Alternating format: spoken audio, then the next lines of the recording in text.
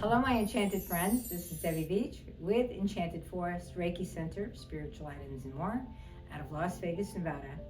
Today, I thought it would be a fun idea to talk about Reiki. That's the heart of who we are and what we do, the core of what we do here at Enchanted Forest. And I get a lot of questions about it. Some people who think they know what Reiki is, but then when I talk to them, I realize, no, they don't. And then other people who have no clue as to what Reiki is. And so I thought I'd just kind of talk about it, give you a little bit better insight as to what Reiki is. A lot of people think that Reiki is just laying on hands and they're putting their hands on somebody else and sending them love and light, or saying prayers and sending love and light. And that's not Reiki. That's a natural ability that we all have within ourselves, using our own chi, our own energy field, to try to manipulate the energy of somebody else or ourselves for the purpose of positive healing and energy work. I believe that everybody has a natural ability to some extent to do that for somebody else, and to do it for ourselves. If you think about it, when you have a stomach ache, one of the first things that you tend to do is put your hands on your stomach and you start kind of putting the intention of, feel better, or if you have a headache, same thing. And sometimes really it can be beneficial, that intention energy that you're shifting. But that isn't Reiki. It's just a natural ability that we have as human beings, using our own chi, our own energy fields. Reiki's a little different though. When we're teaching Reiki in our certification classes here, what we want everybody to understand is that don't use your own energy, okay? Because we don't want you taking your own energy, sucking yourself dry, so to speak, to try to help somebody else, and then possibly even taking on their energy. Reiki doesn't want you to do that, okay? So in Reiki, it's very much about teaching you how to kind of move your energy out of the way, really, to kind of put yourself almost into a very slight altered state, so that you're opening up your energy field to allow universal consciousness energy that is a much higher vibration, much a higher frequency, to channel through your body. And then as you do that, as that energy comes into your body, it channels down through what we call the crown chakra, the third eye, the throat chakra, the heart chakra, then travels out down the arms and down into the palms. And it's creating this field of frequency that goes to either yourself or to somebody else that is coming from a much higher source of energy. And by doing that, then you're also not taking on the energy of whomever it is you're working on. It's just to help them, but without depleting your own energy field.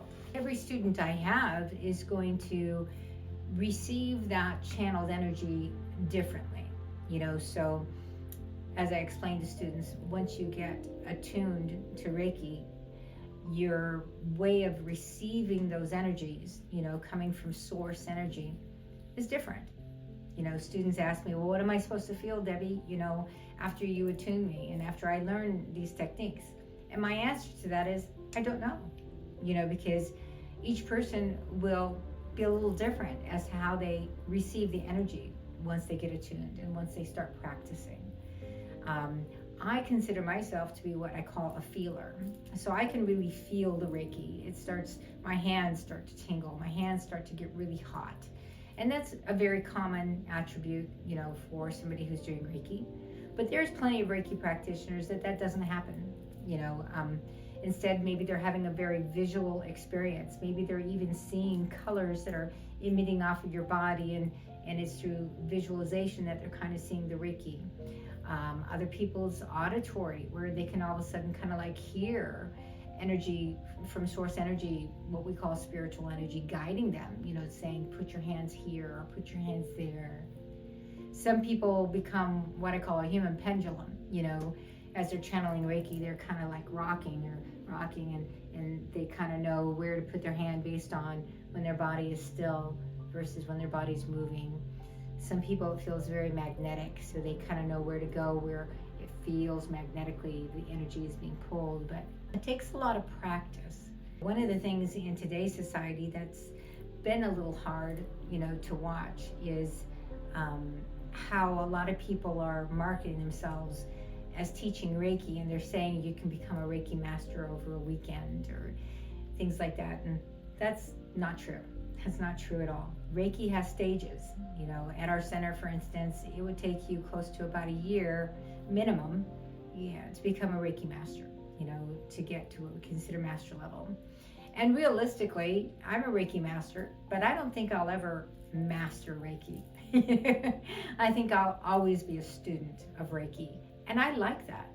I like that a lot. I like the fact that I can have 5 clients in a day, and each one's going to be different. It's going to feel different, and it's going to be a different experience.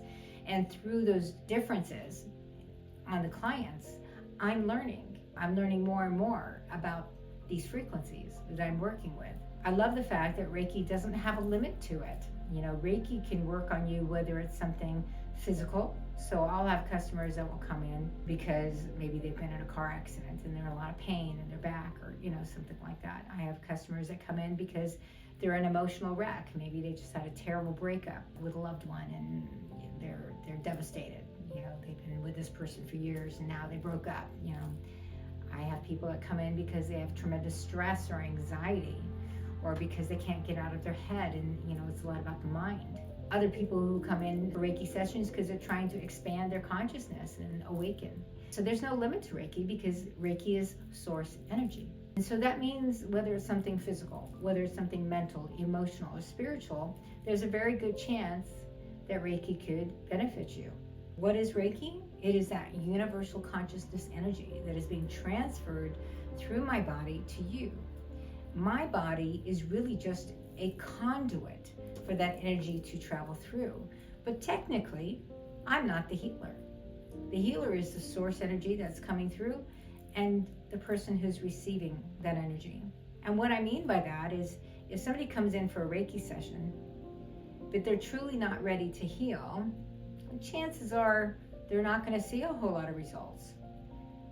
As an example, maybe somebody's coming in and they're really upset with a family member and they feel that they can't stop thinking about it. But at the same time, when I ask them, well, are you ready to let it go? And they're like, well, I'm not ready to let go of the anger I have towards them, but I want it to stop affecting me. Well, guess what? If you're not ready to let go of the anger you have towards somebody, it's still going to affect you. Reiki session or no Reiki session. To see the different things that I've watched Reiki help people with, like everything under the sun. I've had people that come in because they have migraine issues, people that come in because it just helps them get through the day. Other people who feel the Reiki has helped them lift some very painful things that they've been carrying for a long time emotionally throughout their life. I love the beauty and the grace of Reiki, and it has such beautiful principles, working with those energies. If you're interested in learning Reiki, the only thing I would say is don't take an online course.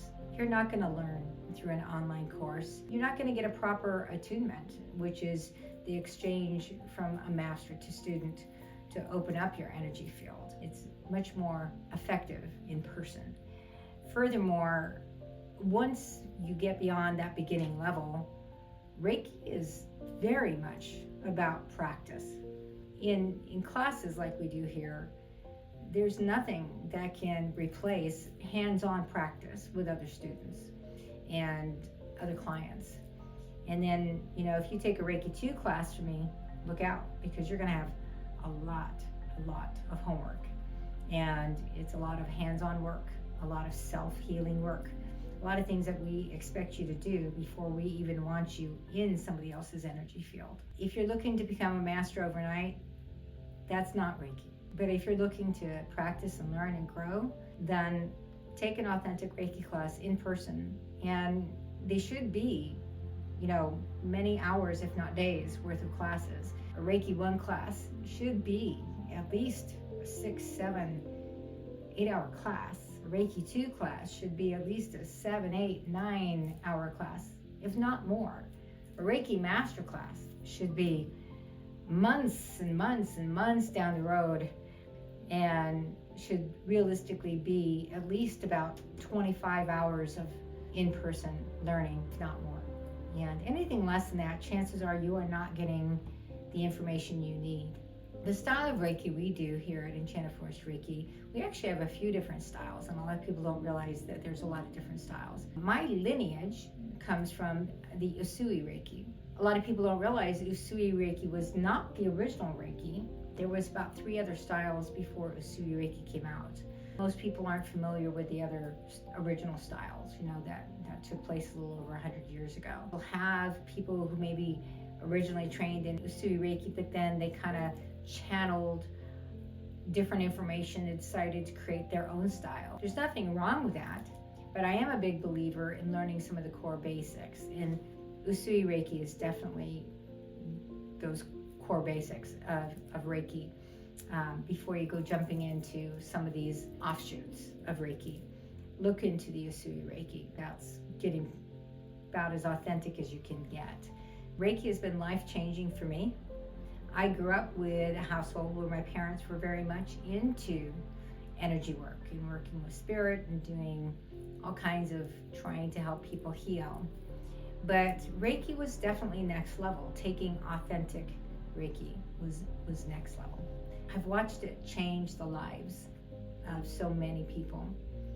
I started our center, which is now a 7,000 square foot center, which is a little mind-blowing to think, because I started Enchanted Forest Reiki Center a little over 13 years ago, just me doing Reiki. It's 110 square feet. So I'd like to think that we've expanded to what we've expanded to and become what we have, because we really do everything we possibly can to make sure that you are learning the things you need to learn to do it authentically, and not just off of the internet or because you read a book.